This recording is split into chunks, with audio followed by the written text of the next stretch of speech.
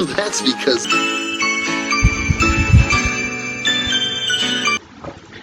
Assalamualaikum warahmatullahi wabarakatuh. A'udzubillahi minasyaitonirrajim. Bismillahirrahmanirrahim. Alhamdulillahirabbil alamin wassalatu wassalamu ala asrofil anbiya'i wal mursalin wa ala alihi washabbihi ajmain. Amma ba'du. A'udzubillahi minasyaitonirrajim. Bismillahirrahmanirrahim. Ya ayyuhallazina amanu hal adullukum ala tijaratin tunjikum min ajabin alim.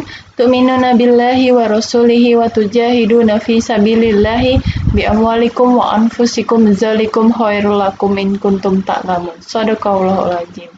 Halo semuanya. Apa kabar? Semoga sehat selalu ya, dan semoga masa Covid ini cepat berakhir. Oke, pada pertemuan kali ini kita akan membahas dua pokok materi utama ya. Yang pertama ada cerita induksi matematika, dan yang kedua itu cerita tentang program linier dua variabel ya. Nah, kita langsung saja ya ke materinya. Baiklah, kita masuk ke induksi matematika. Di sini saya hanya membahas tentang peta konsepnya saja ya. Nah, di induksi matematika ini kita akan membahas tentang ada tiga permasalahan utama ya. Yang pertama adalah metode pembuktian langsung dan tidak langsung. Selanjutnya, kedua tentang kontradiksi, dan yang terakhir tentang induksi matematis ya. Untuk materinya sudah pernah saya jelaskan, tapi tidak secara virtual. Oke. Sebenarnya untuk mata kuliah ini juga belum sih, untuk tempat lain sudah. Oke, baiklah kita masuk ke materi pokok yang kedua, yaitu program linier dua variabel. Nah, peta konsep dari program linier dua variabel ini ada 4 hal pokok utama. Yang pertama, cerita tentang pengertian program linier dua variabel. Yang kedua, subnya adalah sistem pertidaksamaan linier dua variabel. Yang ketiga, tentang nilai optimum fungsi objektif. Yang keempat, penerapan program linier dua variabel. Oke. Kita masuk ke subbab yang pertama tentang pengertian program linier dua variabel. Pengertiannya itu adalah salah satu metode dalam menentukan solusi optimal dari suatu permasalahan linier yang memuat dua variabel berderajat 1. Jadi contohnya itu kayak kalau berderajat 1 tuh variabel X pangkat 1 atau X saja ya. Oke, jadi konsep program linier ini berdasar dari konsep persamaan dan pertidaksamaan bilangan real, sehingga sifat-sifat persamaan linier dan pertidaksamaan linier dalam sistem bilangan real ini sering digunakan sebagai pedoman dalam menyelesaikan suatu masalah program linier. Nah, daripada bingung, kita lihat aja apa saja yang termasuk dalam program linier dua variabel ini ya. Oke, kita masuk ke materi yang kedua, submateri yang kedua, yaitu sistem pertidaksamaan linier dua variabel. Mungkin teman-teman pernah lihat ya pertidaksamaan linier ini ya, untuk pas tingkatan SMP mungkin. Oke, jadi misalnya kalau pertidaksamaan linier ini misalnya X tambah Y lebih kecil sama dengan 2 gitu misalnya. Oke, kita masuk ke pengertian sistem ini ya.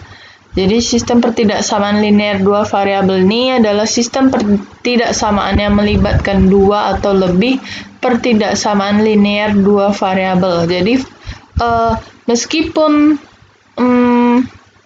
ini pertidaksamaan, tapi yang kita gunakan tetap variabelnya hanya 2 saja, misalnya X dan Y. Oke, ada fakta di dalam sistem di dalam sistem pertidaksamaan ini, yaitu daerah penyelesaiannya merupakan daerah yang memenuhi semua pertidaksamaan yang ada dalam sistem. Kalau kita kurang mengerti, kita lihat aja bagaimana contoh atau caranya. Oke, kita masuk ke contoh. Di sini ada soalnya, yaitu tentukanlah daerah penyelesaian dari sistem pertidaksamaan linier. Nah, persamaan yang pertama 2x tambah y lebih kecil sama dengan 8. Dan yang kedua adalah 4x tambah 5y lebih kecil sama dengan 20. Nah, pertidaksamaannya sama ya. Lalu persamaan ketiga, ini maksudnya bahwa x ini bernilai lebih besar daripada 0 atau sama dengan 0. Dan y lebih besar sama dengan 0. Yang ketiga dan keempat ini menentukan nilai x dan y-nya ya. Oke, kita penyelesaiannya. Yang pertama, kita lukiskan dulu garis persamaan pertama ini menjadi 2x tambah y sama dengan 8, dan garis 4x tambah 5y ini pertidaksamaannya kita jadikan sama dengan ya. Jadi 4x tambah 5y sama dengan 20 ke dalam satu tatanan koordinat kartesius. Jadi kita buatlah grafik kartesiusnya ya. Oke, jadi di dalam tahapan ini pertama kita buat dulu, kita cari dulu titik perpotongan x dan y di persamaan yang pertama ya. Ini ya 2x tambah y sama dengan 8 ya, kita jadikan persamaan pertama atau persamaan G ya di buku gitu. Jadi ini kalau kita mau mencari titik perpotongan nilai y-nya, maka kita cari seperti ini. Jika x sama dengan 0, maka y-nya berapa ya. Jadi kalau misalnya ini 2 kali 0 ditambah y sama dengan 8, berarti 2 kali 0, 0 aja ya, sisa hasilnya 0, dan berarti y sama dengan 8, jadi titik perpotongannya adalah 0,8. Nah, sedangkan jika y sama dengan 0, maka x-nya itu menghasilkan nilai 4, jadi titik perpotongannya adalah 4,0. Oke, selanjutnya kita masuk ke persamaan kedua ya. Di persamaan kedua ini seperti yang sebelumnya juga caranya ya. Jadi jika kita mencari perpotongan sumbu y, maka x-nya sama dengan 0, dan jika kita cari perpotongan sumbu x, maka y-nya yang sama dengan 0. Ini adalah bentuk grafik yang sudah kita lukiskan di dalam tatanan koordinat kartesius. Di sini kita lihat ya bahwa di sini ada sumbu x dan ini sumbu y. Lalu ini G ini ya, untuk persamaan pertama ini adalah hasilnya ya. Jadi kan dibilang tadi ini titik perpotongan 0,8 di sini ya. Lalu 4,0 nah di sini. Jadi ini adalah garis daripada 2x tambah y sama dengan 8. Oke, ini untuk persamaan kedua. Kita lihat ya, di sini dikatakan xy 0,4. Oke. Lalu di yang keduanya 5,0, berarti sumbu x-nya ada di titik 5 dan y-nya di titik 0. Pas ya. Jadi ini adalah garis 4x tambah 5y sama dengan 20. Oke. Nah, kita masuk ke submateri yang ketiga, yaitu nilai optimum fungsi objektif. Nah, pengertian nilai optimum ini itu maksudnya adalah berarti nilai maksimal atau minimum dari suatu himpunan penyelesaian persoalan linear ya. Nah, fakta kedua itu adalah fungsi objektif merupakan fungsi linear dan batasan-batasan pertidaksamaan linear yang memiliki himpunan penyelesaian. Penentuan nilai optimum dari program linear ini ada dua caranya atau metode. Yang pertama, metode uji titik sudut. Yang kedua, metode garis lidik AX tambah BY sama dengan K. Nah, biar jangan bingung, kita lihat perbedaan antara kedua metode ini. Oke, kita masuk ke metode pertama, yaitu metode uji titik sudut. Nah, untuk pengertiannya, metode uji titik sudut ini adalah suatu metode untuk menentukan nilai optimum dari bentuk objektif Z sama dengan AX tambah BY, ya. Ini adalah bentuk umumnya, ingat. Dengan cara menghitung nilai-nilai Z sama dengan AX tambah BY pada setiap titik sudut yang terdapat pada daerah himpunan penyelesaian pertidaksamaan linear dua variabel, kemudian membandingkan nilai-nilai yang telah diperoleh. Berarti di dalam metode uji titik sudut ini kita harus terlebih dahulu mencari titik perpotongannya seperti yang tadi, lalu buat grafiknya, ya. Lalu kita membuat perbandingan antara nilai-nilai yang telah diperoleh, ya. Jadi nilai yang paling besar dari hasil yang ini itu merupakan nilai maksimum, sedangkan nilai yang paling kecil merupakan nilai minimum dari bentuk umum yang tadi telah disebutkan. Oke, ini adalah bentuk hasil akhir penyelesaian nilai optimumnya, ya, yang menggunakan metode uji titik sudut. Oke, kita masuk ke metode kedua, yaitu metode garis lidik. Nah, cara ini lebih sederhana daripada yang sebelumnya tadi. Garis lidik yang berada di paling atas atau yang berada di paling kanan menunjukkan nilai maksimum, sedangkan garis lidik yang berada di paling bawah atau paling kiri pada daerah himpunan penyelesaian menunjukkan nilai minimum. Jadi di sini kita tetap mencari titik perpotongannya X dan Y-nya, lalu buat grafiknya.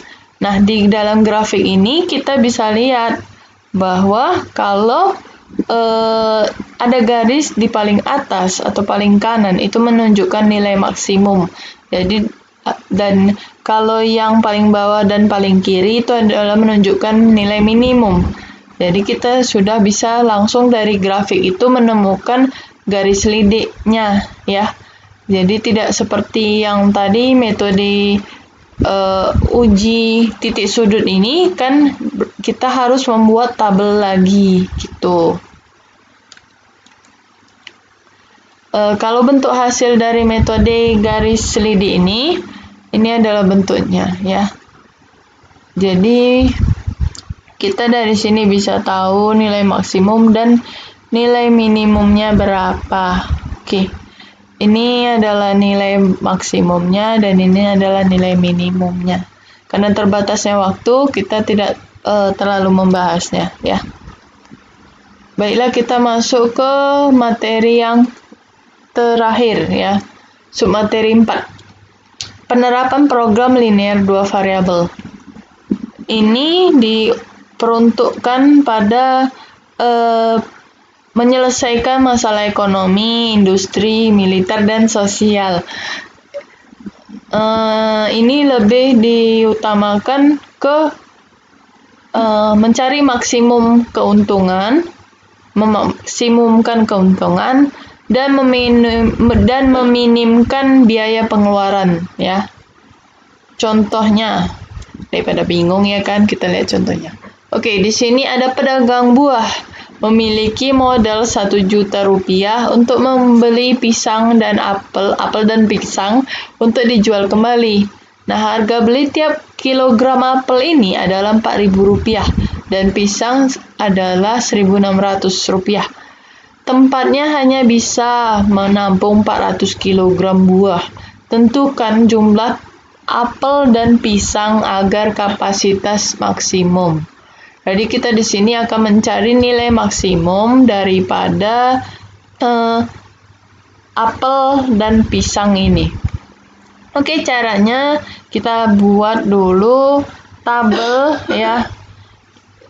Ini adalah tabel jenis buahnya, apelnya jenis buahnya apel, harganya kan tadi Rp4.000 ya. Kita anggap jumlahnya dengan variabel X. Lalu pisang harga Rp1.600, kita buat dengan jumlah variabel Y. Oke, selanjutnya dengan syarat kapasitas tempatnya adalah X tambah Y lebih kecil sama dengan 400. Kan di sini dibilang tempatnya hanya bisa menampung 400 kg buah ya. Jadi bentuk persamaannya adalah ini. Lalu modalnya adalah 4.000 X tambah 1.600 Y. Berarti ini ya, kita ngambil dari tabel ini.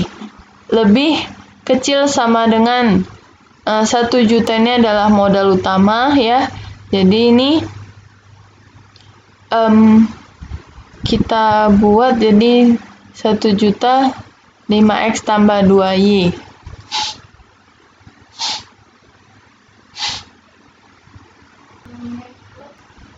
Nah, ini 4.000X tambah 1.600Y lebih kecil sama dengan 1 juta. Ini kita perkecilkan ya. Persamaannya menjadi 5X tambah 2Y lebih kecil sama dengan 1.250. Nah, ini sebagai persamaan kedua.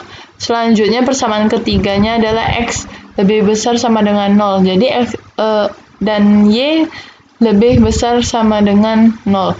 Jadi nilai X dan Y ini jangan negatif ya. Untuk penerapan program linear ini harus dia bernilai positif. Oke. Selanjutnya cara langkahnya untuk menyelesaikannya adalah membuat diagramnya ya, yang pasti. Oke. Jadi ini kan kita masuk ke yang titik 400 dengan 400 nih ya, garis di titik 0,400 dan 400,0. Jadi kan yang tadi ini kita buatlah di seli-seli kalian ya, cari titik perpotongan X dan Y terhadap persamaan yang pertama, X tambah Y lebih kecil sama dengan 400. Jadi hasilnya adalah garis yang ini. Selanjutnya untuk persamaan kedua, itu kan 5X tambah 2Y lebih kecil sama dengan 1.250. Itu kita cari titik perpotongannya dan kita tentukan, kita masukkanlah dia ke garis koordinatnya. Jadi hasilnya adalah yang ini. Oke. Jadi dari yang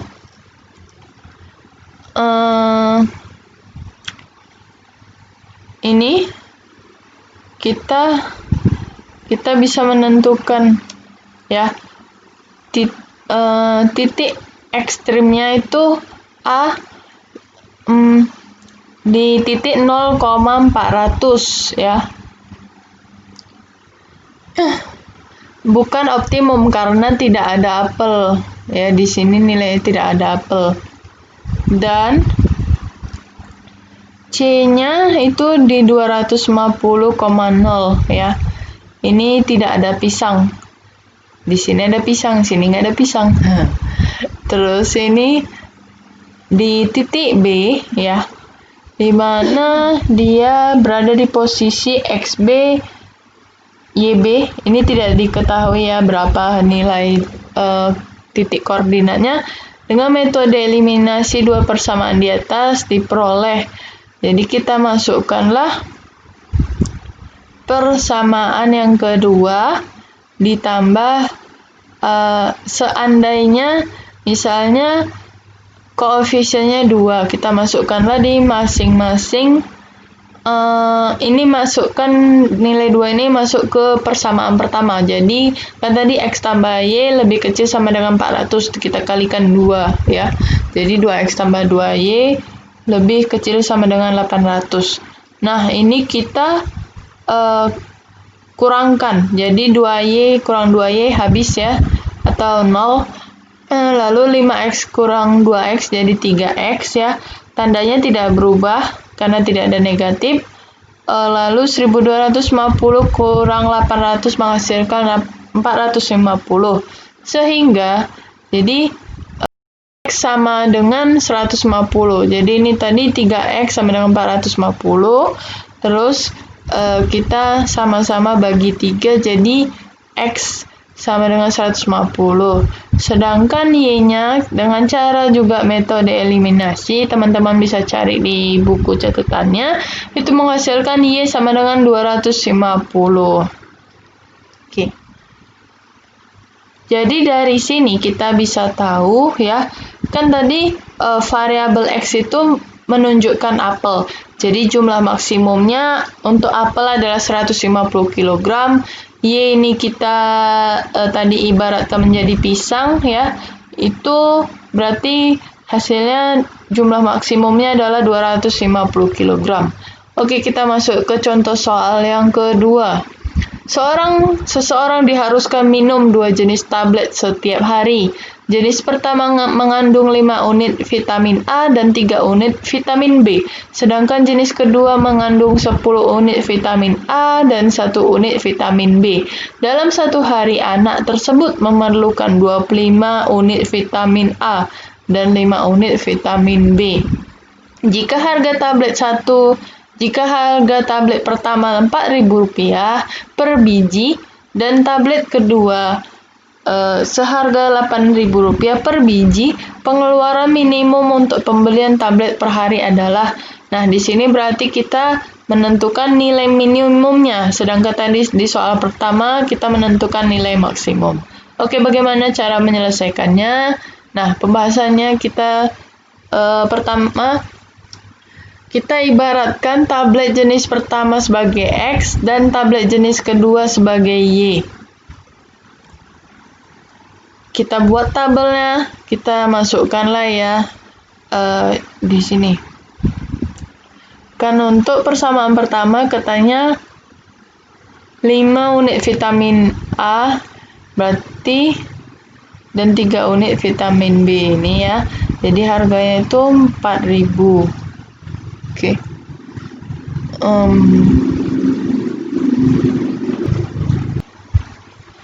Jenis kedua vitaminnya ada 10, vitamin B1 dengan harga 8.000. Nah, berarti kita bisa totalkan yang dibutuhkan di kedua jenis ini, vitamin A-nya 25 dan vitamin B-nya 5. Namun kita tidak mengetahui harga minimum dari pembelian tablet per hari. Oke, maka kita buat dulu persamaannya. Hasil persamaannya itu adalah 5X tambah 10Y lebih besar sama dengan 25, ini untuk vitamin A, dan 3X tambah Y lebih besar sama dengan 5, itu untuk vitamin B. Nah, fungsi objektifnya kita temukan ini dari harga ya. Jadi 4.000X tambah 8.000Y. X-nya tadi kan tablet jenis pertama dan Y tablet jenis kedua ya. Jadi mari kita kerjakan kalimat matematika yang di atas ini ya. Jadi kita cari titik perpotongan untuk persamaan pertama dan carilah titik perpotongan untuk persamaan kedua. Ya, ini hasilnya. Oke. Jadi selanjutnya kita buat grafiknya ya. Ini kita lihat dulu. Dan lupa titik perpotongan X dan Y-nya ya. Oke. Ini kita pakai ini untuk